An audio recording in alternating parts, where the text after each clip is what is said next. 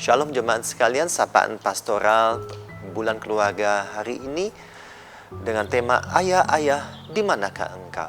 Kejadian pasal 3 ayat 9, tetapi Tuhan Allah memanggil manusia itu dan berfirman kepadanya, di manakah engkau? Ketika Tuhan Allah bertanya kepada Adam, Adam, di manakah engkau? Bukan berarti Tuhan tidak tahu di mana keberadaan Adam. Tuhan pasti tahu karena Dia Maha tahu. Tetapi yang Tuhan maksudkan adalah di manakah tanggung jawabmu, hai Adam? Karena firman Tuhan pertama kali diberikan kepada Adam, semua pohon dalam taman ini boleh kamu makan kecuali pohon pengetahuan baik dan jahat. Dan firman itu diteruskan kepada istrinya, dan sebagai suami bagaimana bisa bersama-sama istrinya untuk taat patuh kepada firman Tuhan. Nah, ketika mendidik anak, maka desain Allah demikian juga bahwa Allah memberikan suatu tanggung jawab kepada para orang tua. Ulangan pasal 6 ayat 4-6, orang tua diberikan tanggung jawab untuk mengajarkan siapakah Allah dan bagaimana anak-anak bisa mengasihi Allah dengan segenap hati, pikiran, dan perbuatan. Tanggung jawab mendidik anak adalah tanggung jawab bersama antara ayah dan ibu. Tanggung jawab bersama. Namun memang beberapa culture, budaya dari suku-suku yang ada sudah berusaha membagi peran dari tanggung jawab ayah dan ibu. Ayah urusannya adalah mencari nafkah, menafkahi keluarga, memberikan segala kebutuhan keluarga. Ibu urusannya adalah di rumah, mendidik anak, mengajar anak, dan sebagainya.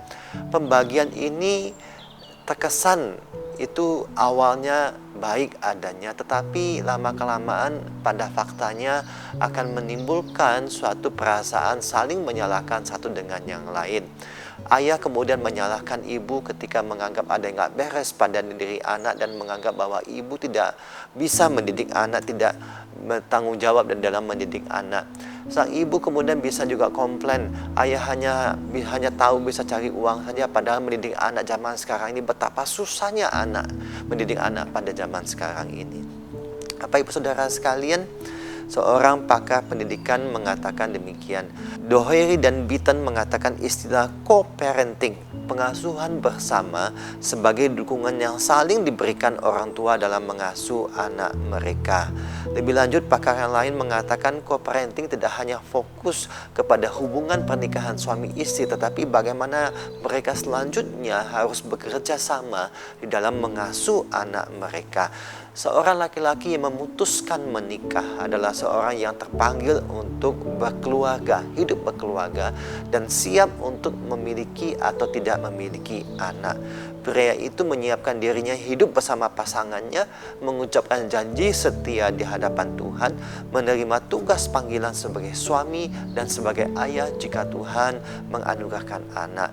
Seorang ayah seharusnya tidak hanya sekedar menjadi pemenuh kebutuhan hidup sehari-hari keluarga tersebut, atau sebagai seperti tukang yang serba bisa memperbaiki segala barang-barang yang ada di rumah yang mengalami kerusakan.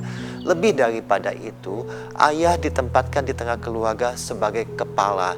Dialah pemegang tongkat kepemimpinan.